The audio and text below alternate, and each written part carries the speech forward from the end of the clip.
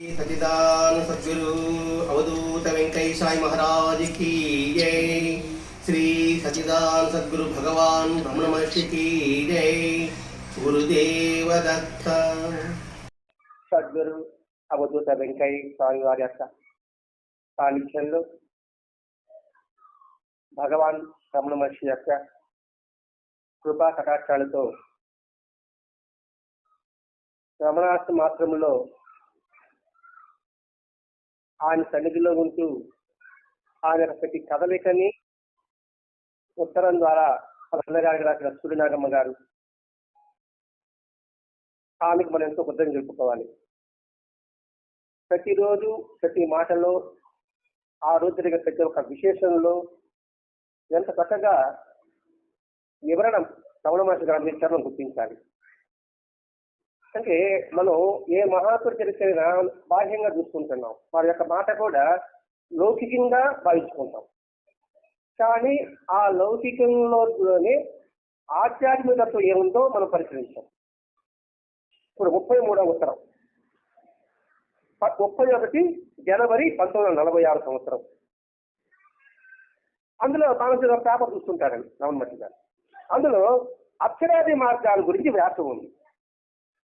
అక్షరాది మార్గాల ద్వారా ఉత్తమ లోకాలకు ఏమో రాస్తుంటారు. అక్షమాది మార్గాలు అంటే అది దేవయానం అనే పద్ధతి అంటారు. అంటే అది పూజలు చేసుకుని, పుస్తకాలు చేసుకుని, యజ్ఞం చేసుకుని, యాగాలు తపస్సు చేసుకుంటూ పుణ్యం వస్తుంది కదా. ఆ పుణ్యం ద్వారా ఏదో దేవలోక స్వర్గానికి పోయినట్టుగా రాస్తూ ఉంటారు. అక్కడ ఇక్కడ రాస్తుంటారు కదా, పుణ్యం స్వర్గానికి పోతా ఉంటుంటారు కదా, అదే వ్యాసాలు రాస్తూ ఉంటారు. అది చదువుతున్నాడు. అది చదువుతున్నట్టు ఉన్న లోకాలని ఇట్లాగే ఉంటాయి, అతిశయోక్తి ఉంది అన్నాడు రమణ మహర్షి. చేప రాస్తారండి. నువ్వు యజ్ఞం చేత పుణ్యం సంపాదించు, నువ్వు కొంచెం స్వర్గానికి పోతావు, ఇవన్నీ ఉంటాయి కదా. నరకానికి పోవు, యజ్ఞం ధ్యానం చేసి తపస్సు, ఇవన్నీ ఉంటుంటారు కదా. దానికి గొప్పే ఉంది, గొప్పే ఉంది. మంచి చేస్తే మంచి విత్తనాలు వేస్తే మంచి పొలం వస్తుంది. దానికి పెద్ద ప్రత్యేకత ఉంది. వాడ పావుతుంది కాబట్టి మంచి విత్తనాలు వేసినావు, నువ్వు తుట్టి విత్తనాలు వేయలేదు. ఇది గొప్పదే ఉంది. ఉన్న దగ్గరే ఉంది కదా ఆనందం. మంచి విత్తనాలు వేసావు, మంచి పరిచయం వచ్చింది, మరి వాస్తవమే కదా, అత్యత్యం లేదు కదా. అలాగే రేడియోలు, అప్పట్లో రేడియోలు ఉండేది కదా. ఇక ఇటాలి పెట్టాడు, మద్రాస్ స్టేషన్ వచ్చింది. వెంటనే మైసూరు పెట్టాడు, మైసూరు స్టేషన్ వచ్చింది. బెంగళూరు పెట్టాడు, బెంగళూరు స్టేషన్ వచ్చింది. ఢిల్లీ స్టేషన్ వస్తుంది. అంతే కదా. ఉన్న చోటనే ఉన్నాము, అన్ని స్టేషన్లు వింటున్నాం. ఇప్పుడు మనం స్మార్ట్ ఫోన్ ద్వారా ఉన్న చోటనే ఉన్నాము, ప్రపంచం అన్ని చూస్తున్నాం. ఎందుకంటే కదిలామా ఎక్కడ విషయాలంతా కూడా మన స్మార్ట్ ఫోన్ కనిపిస్తుంది కదా, వినిపిస్తుంది కదా. ఉన్న చోటనే ఉండి నువ్వు చూస్తున్నావు కదా, ఇంకా గొప్పదే ఉంది. ఇప్పుడు రేడియో తిరువనామలో ఉంది, కానీ అన్ని చేతులు వింటున్నాం కదా. అలాగే మనం ఇక్కడే ఉన్నాం, ప్రపంచం చూస్తున్నాం కదా. అట్లాగే నీ మనసు కానీ చిక్కామంటే అన్ని లోకాలు చూడగలవు. చూంగి చూడనుకో అన్ని లోకాలు చూడగలవు. ఇప్పుడు మనసులో పెట్టుకోనండి, మా అమ్మాయి అమెరికాలో ఉంది, నేను పాఠం చెప్తూనే ఉన్నా, చక్కని మరి చూసేసి అనుకోండి, మా అమ్మ ఇప్పుడే నిద్ర లేకుంటుంది అని నేను చూడగలుగుతా, చూడలేకపోతున్నాను. అలాగే ఉన్న స్థితిలోనే ఉంటే నువ్వు అన్ని లోకాలు దర్శించగలవు, సత్యాన్ని నువ్వు దర్శించగలవు, ఒక్కసారి చూడవచ్చు. అలా కాకుండా నువ్వు తిప్పుకుంటూ చూస్తూ తిరుగుతూనే ఉన్నావు అనుకోండి, నీకు శాంతి ఎక్కడ ఉంటుంది? ఒకే దగ్గర బాగా చేసి నీళ్ళు పడతాయి. చూడకుండా మేము అడుగులు చూసుకుంటున్నాం అనుకో, నీరేమవుతుంది? కానీ ఏం లాభం ఉంటుంది?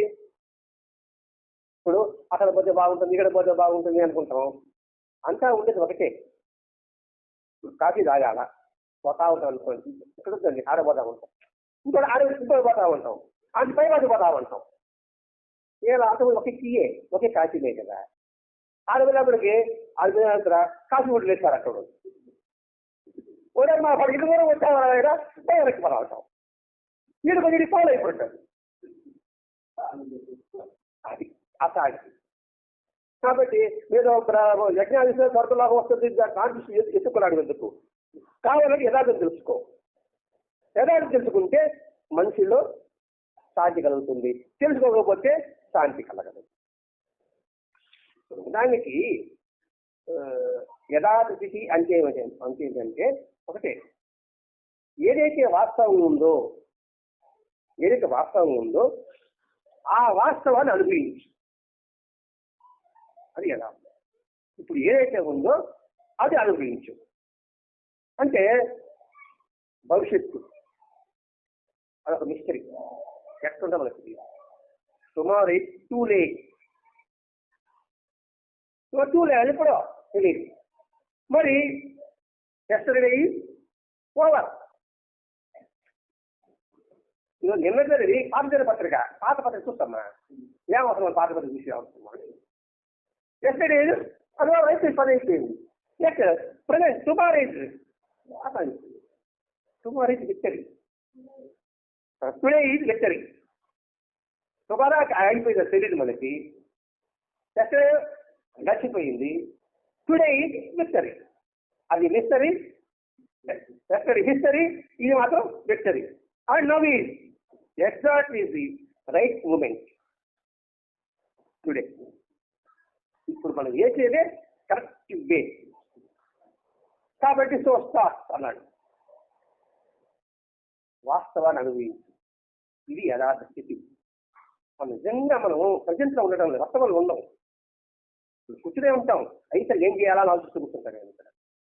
ఆ రవే అనుకోండి, అది సఫలం రవే అని ఆలోచిస్తూ కూర్చుంటారు ఇక్కడ. ఇంకా సఫలంగా ఉంటారా, అది లేదు. మళ్ళీ అయితే ఏం తర్వాత ఏం చేస్తావు, చెట్ట ఆలోచిస్తాను అన్నమాట. ఇంకేందుకు అంతపోయా.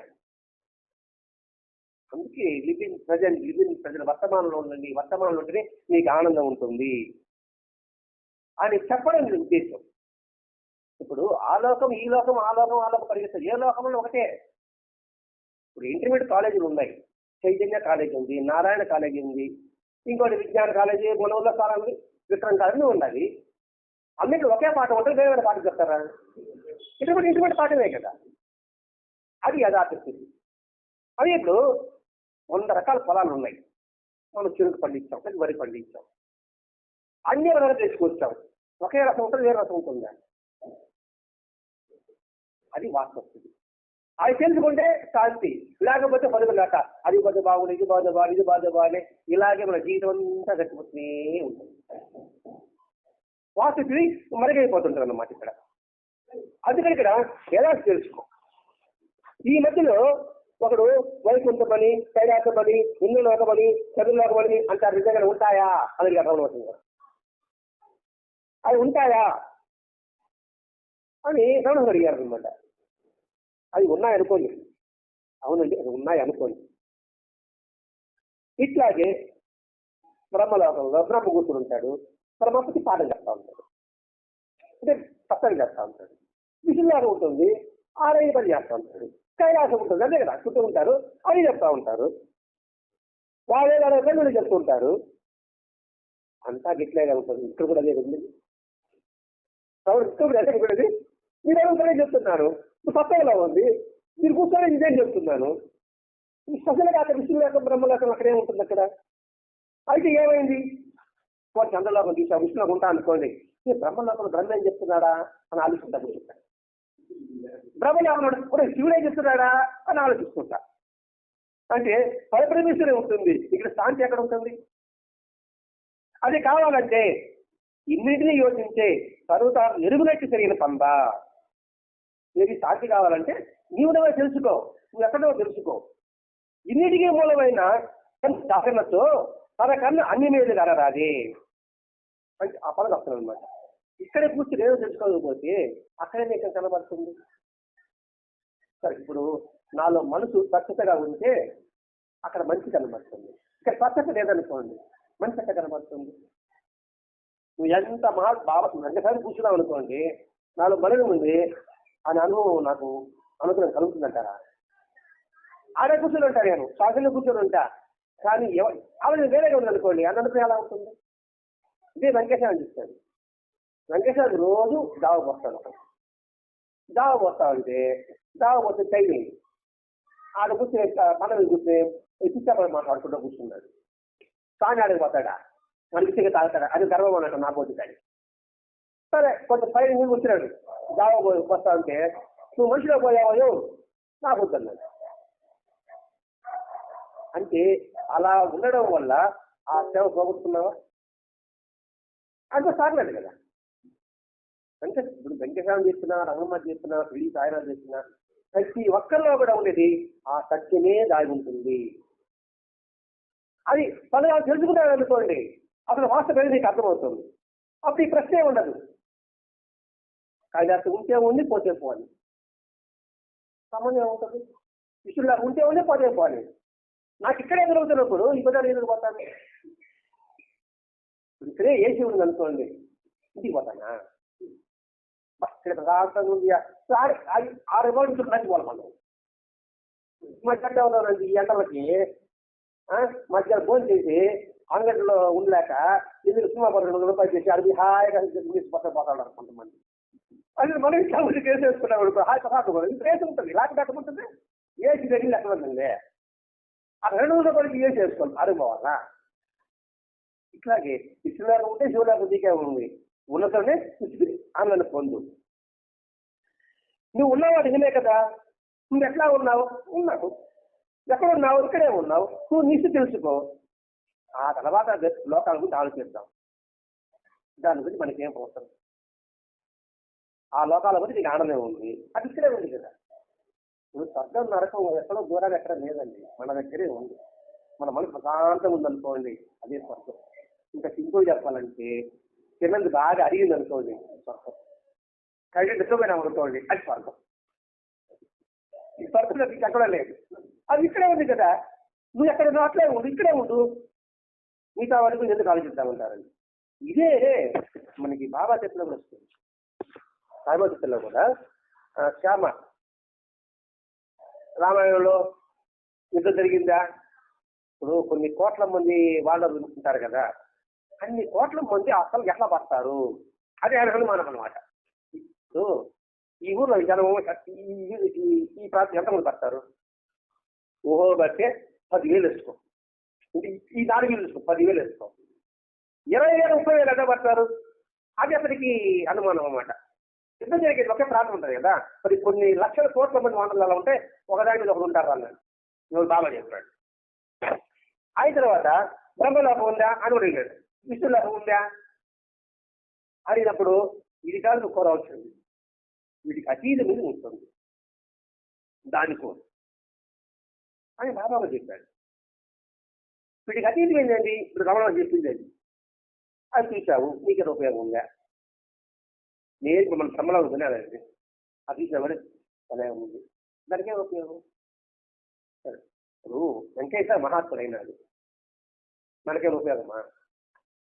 మీరు మహాత్ముడు అయ్యారు, నాకేం ఉపయోగమా? నేను చేసి నేను మహాత్ముడు అవుతాను, చూస్తే నాకేం వస్తుంది? ఇది వెంకటేశ్వరులు వస్తాయి కదా. స్వామి మీకు ఎట్లా అవుతుంది సాధన? ఏం చేశారంటే మైసూరు మహారాజు ఈ దారి పోతే మనకేం తెలుస్తున్నా ఉన్నారు అంటే ఉంటే నువ్వు మైసూరు మహారాజు అవ్వు, చూస్తే నీకేం వస్తుంది? నా గురువు ఉన్నారో లేదో నీకు ఎందుకు? వెంకటేశ్వర చెప్పాడు, చరిత్రలో ఉంది. మళ్ళీ నా గురువు నా నిచ్చిన అన్నాడు మన వెంకటేశ్వర. నా గురువు ఉన్నారు, నీకేం పని అవసరం? అదే పరిస్థితి వెంకటేశ్వర మనకే అవసరము. ఆ చేసి చేస్తే మనము అతికి పొందాలి, అది వాస్తవం. అది చెప్తున్నాడు అనమాట ఇక్కడ. అదే బాబా చేతుల్లో ఉంది. వెంకటేశ్వరకు వస్తుంది అనంతసాగరం నుంచి ఒక వెంకటరెడ్డి స్వామి ఇదంటే మహాశివుడు ఉందంటే కదా, ఏదైనా చూపించాలంటాడు. అవునా చూపించాలా రా అని చెప్పేసి అతను కళ్ళని తల తాకి చూసిన తర్వాత ఈ ఇల్లు వాటి ఏమీ కనబడలే, చెట్టు చేపలు ఏమి కనబడలే, ప్రపంచం కనబడతా ఉన్నది. పెద్ద పెద్ద పెద్ద నీటి గుంట కనబడతా ఉన్నాయంట. ఆ నీటి గుంటల్లో వెంకటేశ్వర కూర్చోన్నాడంట, గుంతు వరకు ఉన్నాడంట, గుంతు వరకు కనబడతా ఉన్నాయంట. ఆ దీని చూడలేకపోతున్నాడు వెంకటరెడ్డి. స్వామి చూడలేదు, తీసేసామంటున్నాడు. ఇదే బాధ్యత కావాలంటే ఆ తర్వాత తల చనిపెట్టి తీసేసాడు. చూసావు మహాత్మ ఆయనకి వెంకటరెడ్డికి వచ్చిందా? అదే చెప్పడం ఇక్కడ. చూస్తే రాదు, చేస్తే వస్తుంది. బిర్యానీ బాగా చూస్తే ఏమొస్తుంది? తిట్టే వస్తుంది లాభం. బ్రహ్మాండంగా వాసన ఉంటే ఏమో లాభం చెప్పండి. అలాగే మహాత్ముడు చూస్తే మనకి ఏమో లాభం లేదు. ఇప్పుడున్న స్థితిలో నేను చేయి టుడే ప్రజెంట్ వర్తమానంలో ఉండు, ఆనందాన్ని అనుభవించు. అక్కడే చెప్పారు ఆ అత్యుత్తమ మార్గాలు ఉత్తమ లోకాలని ఈ లెక్కలో ఉండదు. ఆ మార్గం ఎన్నో దానం తప్ప చేస్తే ఆ భూలాలు స్వర్గాలు ఆడేదమ్మ మనకి ఎందుకు? ఇప్పుడు ఉన్నదాంతనే ఆనందంగా ఉంది. ఉన్నదా అంటే నోరు మంచిదైతే అంత అంతంగా ఉంటామండి. ఈ నోరు మంచిది కాకపోతే అశాంతంగానే ఉంటుంది. నోరు మంచిది అయితే పూర్వం మంచిది కదా, సాగు చేసుకున్నారు కదండి. దీనికి అర్థం చేసుకో, నువ్వు ఆనందంగా ఉంటావు. దీని కానీ నోరు చూసిపెట్టావు అనుకోండి, తోటాకన ప్రమాదం. తోట అప్పటికప్పుడు చదివేస్తుంది, మాట బతికినంతగా పంపుతారు లేదు. కాబట్టి ఇలా ఇలా ఆలోచిస్తున్నాడు. అదే వెంకటేశ్వర ఒకరికి మరి ఆకాశంలో కొంచెం చూడరా అన్నాడు, నాకు కనబడేస్తా అన్నాడు. మళ్ళా తాగితే మనుషులు చేపట్టు నడుస్తుండగా దర్శనమైందంట. చూడండి, వెంకటేశ్వరుడే ఉండేదే, మనం కొత్తగా వివరించుకోవడం లేదండి. మనం చూసామో ఏమో ఉపయోగం ఉంటుందా అని ఇక్కడ రమణ మహర్షి కూడా అది చెప్తున్నాడు ఇక్కడ. కాబట్టి ఆ వెనుక ముందు నీ స్థితి ఉన్న స్థితిని తెలుసుకో, తర్వాత లోకత్తంగా జరగదు. ఇక్కడి నుంచి చదువు రాకుండా వస్తా ఉంటే నువ్వు వాటి గురించి చెప్పి ఏ ఉపయోగం? ఇప్పుడు వెంకటరెడ్డి చూపించాడు, కట్టుకోగలిగాడా? కృష్ణుడు వచ్చి అర్జునుడికి ఇద్దరు సందర్శన ఇచ్చాడు, అర్జునుడి వల్లే కాదా.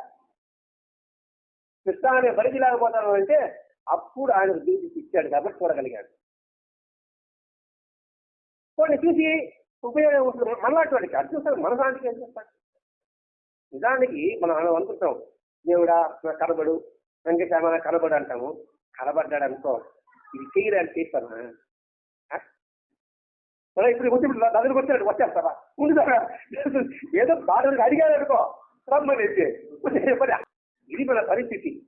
అందుకని ఇక్కడ రమణ చెప్తున్నాడు, కూడా వాళ్ళకి వీడికి ఎందుకురా, ఇప్పుడు ఉన్న స్థితిలో నువ్వు ఆనందాన్ని గురించు. ఎక్కువ దాంట్లో స్వర్గాన్ని వరకు వస్తుంది, అది ఎక్కడ పక్కన పెట్టి ఇది ప్రజెంట్ వర్తమానంలో నువ్వు ఆనందాన్ని అనుభవించు. ఇంత ప్రమైన మార్గాన్ని మనం వదులుకుంటే మళ్ళా తిరిగి మార్గం దొరుకుతుంది నమ్మకం లేదు అనే కాబట్టి అవకాశం ఇచ్చాడు. ఈ అవకాశం సద్వినియోగం చేసుకుంటూ మనం కలుగుతాం. సచిదానంద సద్గురు అవధూత వెంకయ్య సాయి మహారాజ్ की जय। श्री सच्चिदानंद सद्गुरु भगवान रमण महर्षि की जय। गुरुदेव दत्त।